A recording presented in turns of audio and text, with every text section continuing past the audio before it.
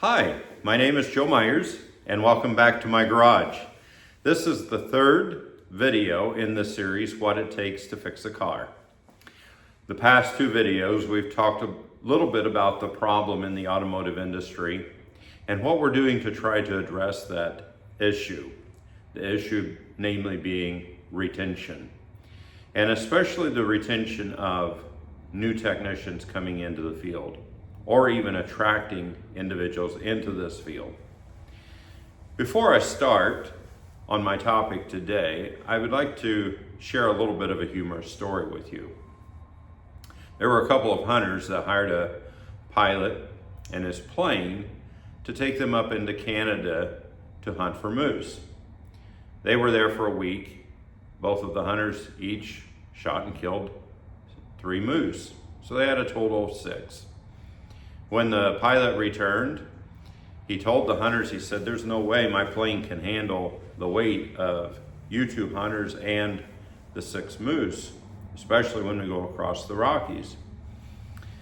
After some debating back and forth, finally one of the hunters spoke up and he said, "Well, the pilot that we hired last year had the same size plane that you have, and he agreed to take the 6 moose back for us that we got last year." Finally, the pilot relented. They loaded everything onto the plane and they took off.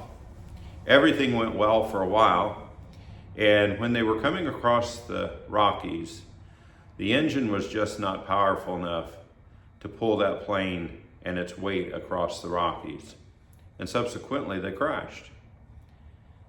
After they crashed, the only 2 survivors were the 2 hunters, and they were crawling out of the wreckage. And one of the hunters looked to the other one and he said, "Do you have any idea where we are?" The one hunter said, "I think we're about where we were last year when we crashed."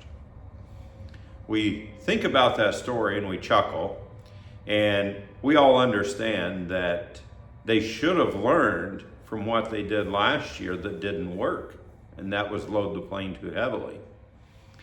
The problem that we have in the industry is we're not learning from our mistakes. Someone has said that's the definition of insanity, doing the same thing over and over and expecting different results. I wonder if you stop and think about the hiring that you have done over the past year, over the past 2 years, or over the past 5 years.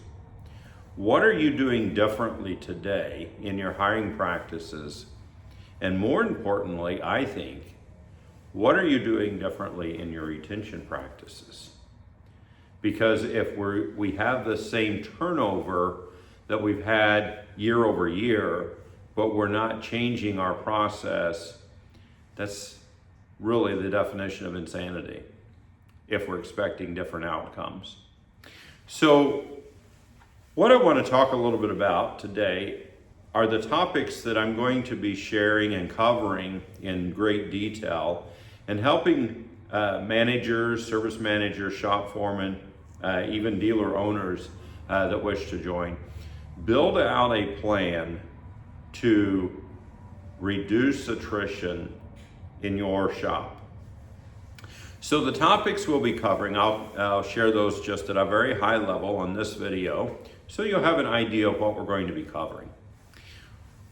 If you've watched the other 2 videos, and I hope that you have, and if you haven't, I encourage you to go back and watch them so you sort of have a point of reference of what I'm talking about.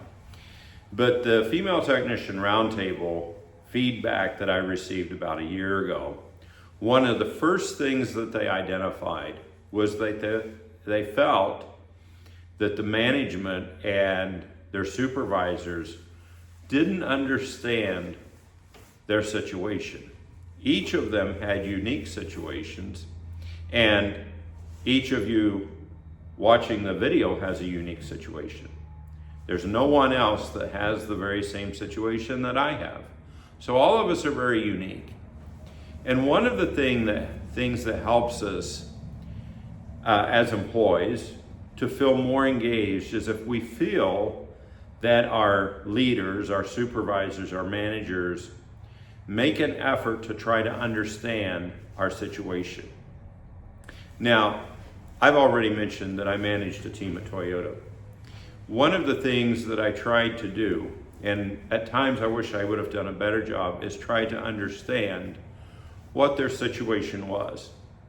I never tried to get involved in their personal life, but what I found was if I listened to them and I set up things that they were not aware of so that it would remind me to ask them about the situation, not to pry into their business, but to let them know that I cared. You would be amazed at how much their eyes would light up. You say, I'm too busy to add another thing to my plate. Well, you're too busy not to. And in the training, there are some techniques and some tricks that I will be sharing with the audience on how to build that into your everyday, make it seamless, not make it fake, but to help generate a atmosphere where you're understanding your employees and they feel that they are being understood. Another thing that was brought up by the roundtable is there's a lack of open feedback. And sometimes if there is feedback, it's taken negatively. One of the hardest things as a manager is to be able to sit there and listen to criticism and not take it personal. So there's some ways that you can build that where it makes it comfortable for the person needing to give the feedback as well as you as the manager. So we'll be covering how to build a feedback structure. Clear communication is another topic that we'll be covering. Clear communication on things as simple as job skills. Now you're going to hear more and more about job skills over the next few videos. In fact, the video that will be launched after this one is talking about the certification problem and job skills. So I think you'll want to tune back in for that one. But one of the things that I've heard from technicians is they don't really understand going into a job sometimes what's going to be expected of them. So how do we build that out? So we'll be covering that in our training as well. We'll be covering how to develop a performance feedback structure. Once again, we all have busy schedules, but as an employee, I want to hear what my manager or my employer thinks about my job performance. Now, I'm one that I feel are very uncomfortable with accolades, but they still feel good. And they feel good to your employees as well. So we'll be talking about how to build that out. We'll be giving you some tools to be able to do that. And then the last topic that we'll be covering under communications is career mapping. Career mapping is critical to retention. This is career mapping that starts on day one and goes all the way through 20 years. And we have the template built out. You would need to put your individual items into that template, but you will be able to set up a 20-year career map for all of your employees, especially technicians. So career mapping is very important. And if I feel as a technician that there are things that will help me advance in my current role or help me prepare for the next role, I will spend less time looking at my phone or on my computer at sites with jobs available. So career mapping is very important, and we will be covering that. Another topic we'll be covering is what we call empowering leadership. Now, that is leadership for your team, not for the manager. And I think you'll find this topic very interesting. I came across this topic several years ago, actually a class that I went through, and I found it very enriching to me as a manager when I implemented some of the things that I will be sharing with you on the training. And then building a results-oriented team. Too often we get focused on the here and now, the immediate, but we fail to look at long-range goals and results. So as a manager, I will be helping you build a structure to create a results-oriented team so that the team is focused on a goal. I've used the football team analogy already in my series, and I would like to use it again here. Every one of the teams in the NFL, when they start the season, they have one thing on their mind. That's getting to the playoffs and ultimately to the Super Bowl. They can't just focus on winning one game. They focus on doing everything right every time.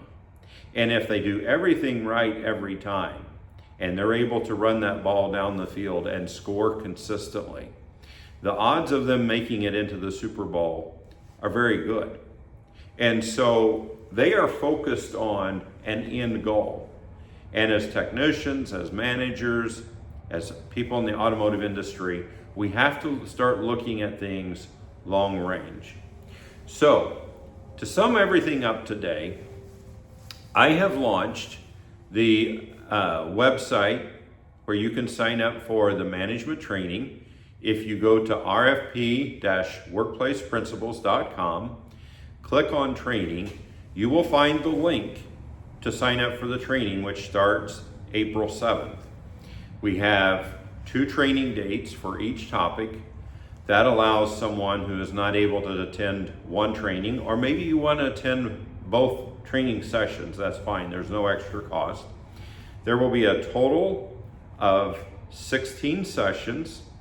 There are 8 topics that we're covering, and I believe that you will find this very beneficial to you as a manager, as a shop owner, a dealership personnel, and I would not even limit it to management. Maybe you're an educator, maybe you're a technician, and maybe you want some of your, as a manager, you want some of your technicians to take the training to give you some feedback on, are these topics on point, or are they maybe needing some tweaking? So once again, go to the website rfp-workplaceprinciples.com, click on training. There will be a link there that you will be taken to a enrollment site, and I encourage you to enroll. I've had a lot of feedback since the site has gone live, so save your spot today. Thank you. Have a great day.